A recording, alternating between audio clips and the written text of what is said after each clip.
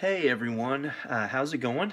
I just wanted to do a quick vlog tonight. This is a vlog I've been wanting to do for a really long time. And I've been wanting to do it for a really long time for two reasons.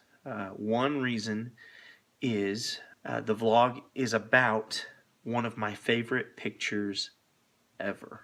Maybe when I give up what it is, you're probably going to think, oh, that's really weird and kind of stupid. I think it's kind of cool. I guess it's just part of my personality or sense of humor or something. The photo that I'm going to show you has a story. And the story behind it is, but I took the photo in, it's probably 2010. And when I took the photo, I had it on a camera for a while, then put it on a computer. Then I put it on a hard drive, and then of course, we moved to Highland Terrace a few years ago, and I really lost track of the photo. I really lost track of what drive I'd put it on. I couldn't find it and stuff like that, and it kind of frustrated me because I really wanted to do a vlog about the photo, or at least share the photo with some people. In any case, the story of the photo is whenever I was dating Alexis. So we dated for a year and we were engaged for a year before we got married. During that period of time, I lived in Paris, Texas, and she lived in Lawton, Oklahoma, which are about 250 miles away from each other. And so as I would travel to see her, I'd head on Highway 82 out of Paris pretty much every Thursday evening after work. Then I would cut up on gosh, now I don't even remember the road, the directions, on Interstate 44. On that interstate, it turns into what's called the H.E. Bailey Turnpike. I don't remember if it was my first trip to see her. I think it was my second trip to see her because it was daytime. I could see a little bit better. So it's a 4-lane divided highway. Okay, 4-lane divided highway with a grass median in the center. Some walls sometimes, but in that median between Wichita Falls and Lawton, or really between the Red River and Lawton, Oklahoma, there are hundreds of these signs that say no U-turn. You know, it's got the U-turn sign, and then it's got the circle with the cross through it, and it has another sign below it that says strictly enforced. And so I'm bopping along, driving, you know, every half a mile, quarter mile maybe even, I would see these signs, you know, no U-turn, strictly enforced. So there was a turnaround there, but it's for the police to use, and they don't want people using that because the speed limit is 75 miles an hour, and the average person would make a really unsafe U-turn. And so, you know, I get it. I know why they would not want people to do that. Still, I'm not really focused on these signs because, I mean, there's hundreds of them. I'm not going to look at every one of them, but one caught my eye because I thought it was misspelled. I was like, no, it can't be misspelled. It can't be misspelled. They like mass produce these things, I'm sure. It can't be misspelled. My brain played a trick on me. Whatever. I wouldn't see that sign again until I made a return trip to Lawton. Probably the next weekend I'm traveling there again.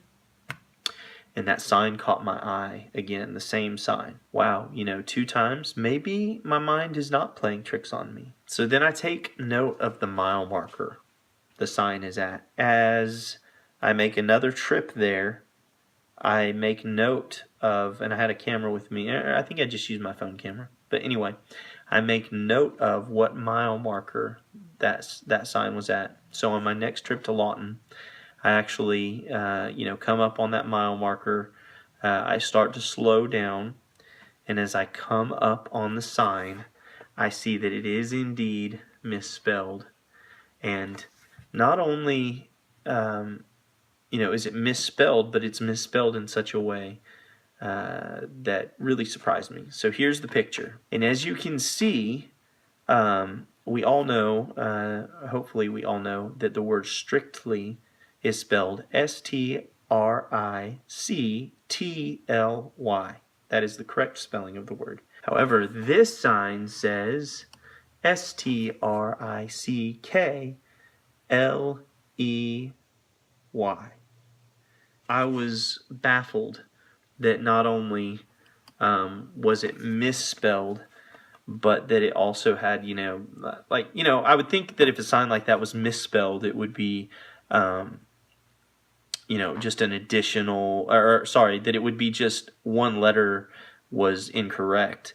But not only do we have letters incorrect, we have the addition of a letter.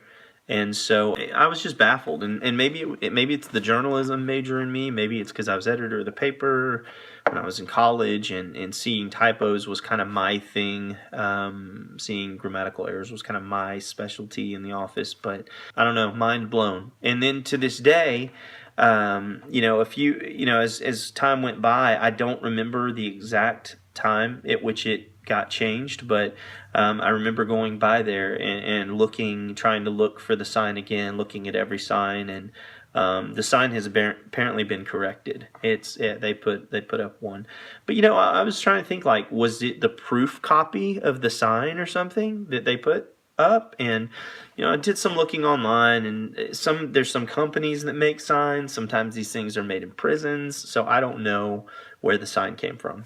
So I may do a follow-up vlog, because who makes these? And I want to get to the bottom of this. I know it's kind of like a vain pursuit, but seriously, it's like, how does that happen? And I'm not mad. I'm not mad that the sign's misspelled. I don't think it's dumb that the sign is misspelled, and I'm not trying to cast any judgment on whoever made the sign. I'm just curious as to what is the process when a sign is made and it's mass produced and there's hundreds of them.